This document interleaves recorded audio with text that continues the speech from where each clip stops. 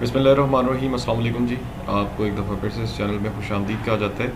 आज की इस वीडियो के अंदर हम अपना फाइनेंशियल मैनेजमेंट जो इंटरनेशनल फाइनेंशियल मैनेजमेंट है उसके न्यूमेरिकल्स को देखेंगे।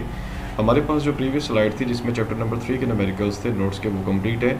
ये नोट्स जो है हमारे जो जेफ मेंडोरा की बुक है उसके अकॉर्डिंग है। अब यहाँ पे मैं वन बाय वन क्वेश्चन जो है वो रीड करता जाऊँगा। आप लोगों ने क्या करना है, इसको देख के अपनी नोटबुक के अंदर लिखते जाना ताकि आपकी एक दफ़ा प्रैक्टिस हो जाए। मैं सारे के सारे सवाल तो नहीं करवाऊंगा, अलबत्ता ये है कि इसमें से हम सेलेक्टिव क्वेश्चंस करेंगे जो कि मोस्ट इंपॉर्टेंट है पेपर पॉइंट ऑफ व्यू से भी और कंसेप्चुअल पॉइंट ऑफ व्यू से भी। ले जी, यहाँ पे आ रहा है हमारे पास assume the spot rate of the British pound is $1.73 and the expected spot rate 1 year from now is assume to be $1.66। What is the percentage of depreciation does this reflect. कहते हैं जी हमने इसमें परसेंटेज ऑफ देखना है कि currency के अंदर हमारी एप्रिसिएशन हो रही है या डेप्रिसिएशन हो रही है, हमने ये बात जो है कैलकुलेट करनी है। तो परसेंटेज ऑफ एप्रिसिएशन या डेप्रिसिएशन कैलकुलेट करने का बेटे फार्मूला क्या होता है कि आपका इसमें forward rate minus spot rate divided by इसमें आता है स्पॉट रेट। ये फार्मूला आपने याद रखना है, F minus S divided by S. अब यहाँ पे आप देखें जी फॉरवर्ड रेट कितना दिया हुआ है क्वेश्चन के अंदर 1.66 है, स्पॉट रेट आपका 1.73 है। आप यहाँ पे रखें, डिवाइड करें, आपका आंसर आता है -4.05%। अगर आपका जवाब माइनस में आ जाए तो इसका मतलब ये है कि आपकी करेंसी जो है वो डेप्रिसिएट हो रही है अगेंस्ट अदर करेंसी। कितने के साथ? 4% के साथ।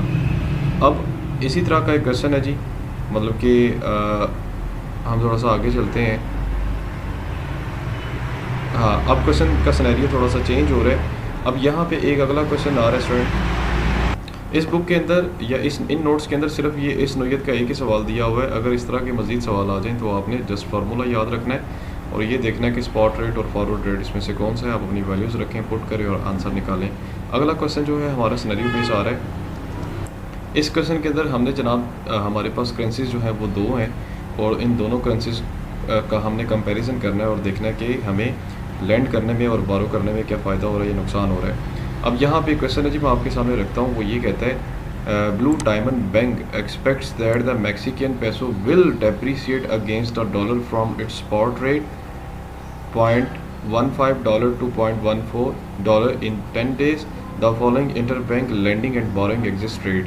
कहता है जी एक डायमंड बैंक है जी, वो एक्सपेक्ट कर रहा है कि मैक्सिकन पेसो जो मैक्सिको में चलती है वो डेप्रिसिएट होगी अगेंस्ट डॉलर, मतलब कि 10 दिन के अंदर उनका रेट हो जाएगा 0.15 से $0.14। कहते हैं the following interchange exchange transaction जो हैं वो आपकी ये चल रही हैं। अब हमारे पास अगले पेज पे इसी नोट्स के आप यहाँ पे देख सकते हैं लेंडिंग एंड बोरिंग रेट। ये वाली जो है करेंसी है ये यूएस डॉलर है, ये यूएस डॉलर का लेंडिंग रेट है और ये बोरिंग रेट है। मतलब कि अगर आप डॉलर में किसी को लेंड करते हैं, उधार देते हैं, तो आपको 8% उस पर मुनाफा होगा, लेकिन अगर आप उधार लेते हैं तो आपको 8.3% इंटरेस्ट देना पड़ेगा।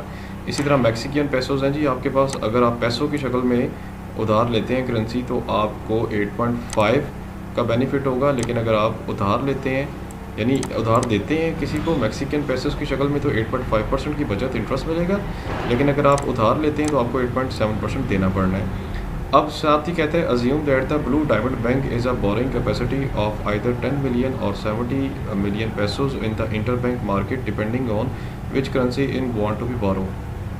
कहते हैं जी आप चाहे 10 मिलियन डॉलर ले लें या 70 मिलियन पैसों ले लें, आप बताएं कि कौन सी करेंसी जो है वो डेप्रिसिएट हो रही है दूसरी करेंसी के कंपैरेटिवली। अब हम क्या करते हैं, अब हम यहाँ पे क्या करेंगे, हम सबसे पहले बारो करें स्टेप्स की शक्ल में हम क्या करते हैं ये क्वेश्चन करेंगे। आंसर है जी हमारा यहाँ पे शुरू हो रहा है। बेटे ये करवाने का आपको इस तरीके से मकसद ये है कि ये ऑलरेडी नोट्स बने हुए हैं, आपने कॉपी पेंसिल ले लेनी है, नोटबुक ओपन करनी है और ये स्टेप लिखते जाना है ताकि आपकी जो अंडरस्टैंडिंग के साथ साथ क्लियर होती जाए। सबसे पहले आपने क्या करना है, यहाँ पे मैक्सिकन पेसोस को बारो करना है, स्टेप नंबर 1। क्योंकि यहाँ पे दोनों ऑप्शन है जी, या तो आप डॉलर बारो कर लें या मैक्सिकन पेसो बारो करें, तो मैं 70 मिलियन मैक्सिकन पेसो क्या करता हूँ उधार बारो करता हूँ। उसके बाद कहता है जी convert Mexican peso into the dollar. आपने पेसो मैक्सिकन पेसो ले लिए, इसको कन्वर्ट करें आप डॉलर में। डॉलर का जो रेट था 10 दिन पहले पिछले पेज में वो था 0.15, 10 दिन के बाद वो 0.14 हो गया था। कहाँ पे लिखा हुआ है, ये पेज पीछे मैंने टर्न किया है, ये लिखा हुआ है, ठीक है जी 0.15 और 10 दिन के बाद ये 0.14 था। अब जनाब मैंने 70 मिलियन पैसोस को 0.15 के साथ मल्टीप्लाई किया तो ये अमाउंट मेरे पास किसकी निकल आई है, डॉलर्स की निकल आई है। मतलब कि याद रखिएगा कि different currency multiply by different rate, तो जिस रेट के साथ मल्टीप्लाई करेंगे उस रेट की आपके पास अमाउंट यहाँ पे कैलकुलेट हो जाएगी। तीसरे नंबर पे इसका जो कंसेप्ट आता है वो कहता है lend the dollar through the interbank market. कहते हैं अब ये जो आपके पास डॉलर आ गए हैं ना, इसको अब लेंड करो। लेंड का मतलब ये है कि आप मार्केट में जाके उधार दे दो लोगों को जिनको ज़रूरत है। तो जब आप लेंड करोगे डॉलर तो आपको मार्केट में कितने परसेंट मिलेगा, 8% मिलेगा। अब यहाँ पर आप आ जाएं, आपने लेंड करने का तरीक़ेकार ये है जी 10 मिलियन 10.5 मिलियन आपके पास अगर अमाउंट है जो ये वाली डॉलर की निकली है, इसको मल्टीप्लाई करें, ब्रैकेट लगाएं, 1 प्लस ब्रैकेट इंटू ब्रैकेट है 8% मल्टीप्लाई बाय। अब ये कितने दिन के लिए आपने लेंड करना है, आपने 10 दिन के लिए लेंड करना है। 10 डिवाइडेड बाय, और एक साल में कितने दिन होते हैं, 360 होते हैं। इस तरह से वर्किंग करें। सर ये अब 10 दिन आपने क्यों लगाया है, क्योंकि क्वेश्चन में यहाँ पे लिखा हुआ है कि आप 10 दिन के लिए रेट जो है चेंज हो रहा है। तो आप जनाब क्या करें, 10/360 करें। ये वर्किंग आपने हल करनी है, मल्टीप्लाई करनी है, तो आपकी इस इन्वेस्टमेंट के अंदर इंटरेस्ट शामिल हो जाएगा और आपकी टोटल अमाउंट यहाँ पे निकल आएगी, यानी कि 1,52,03,333। ठीक है जी। ये जनाब आपने अपने डॉलर जो थे वो इंटरबैंक मार्केट में लैंड किए, मतलब उधार दिए, आपको 8% उस पर इंटरेस्ट मिला है और आपके पास प्रॉफिट उस पर ऐड हो गए। अब आपके पास डॉलर हो गए हैं इतने। याद रहे मैंने स्टेप यहाँ से स्टार्ट किया था, मैंने 70 मिलियन के साथ पैसों जो हैं वो उधार लिए थे, उसको डॉलर में कन्वर्ट किया, फिर उन डॉलर्स को मैंने मार्केट में लैंड किया, वहाँ से मुझे 8% इंटरेस्ट मिला और मुझे इतना फ़ायदा हुआ है। अब जनाब मैंने जो बोरो लिया था 70 मिलियन के साथ पैसों, वो वापस भी तो करना है ना जिस बंदे से मैंने उधारों लिए थे। अब चौथे स्टेप में मैं करूँगा जी रीपे मैक्सिकन पैसोस। अब ये देख लें, ये पैसोस हैं, पैसों को लेंड करते हो तो 8.5 है, अगर बारो करोगे तो 8.7। इसका मतलब ये है कि आपने पैसों बारो किया हुआ था तो उस पर आपको 8% सूद अदा करना पड़ेगा।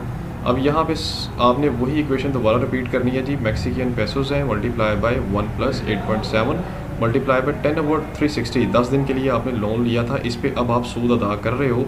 तो ये जब आप करोगे ना तो आपके पास यहाँ पे मैक्सिकन पैसोस की अमाउंट कुछ यूँ आ जाएगी जिसके अंदर 1,69,167 मैक्सिकन एड्स हैं, यानी ये इंटरेस्ट आपने अदा भी करना है।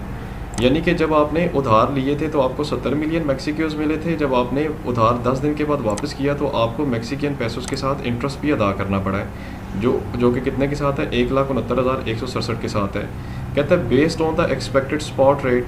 अब आपने क्या करना है, अब आपने ये देखना है कि मैंने स्टार्ट में मैक्सिकन पैसों उधार लेके डॉलर में कन्वर्ट किया था और फिर उन डॉलर्स को लेंड किया था तो मुझे डॉलर में इतना फ़ायदा हुआ था। अब मैक्सिकन पैसों मैंने वापस करने हैं तो 10 दिन के बाद मैं इतने वापस करूंगा, हालांकि लैंड मैंने इतने किए थे।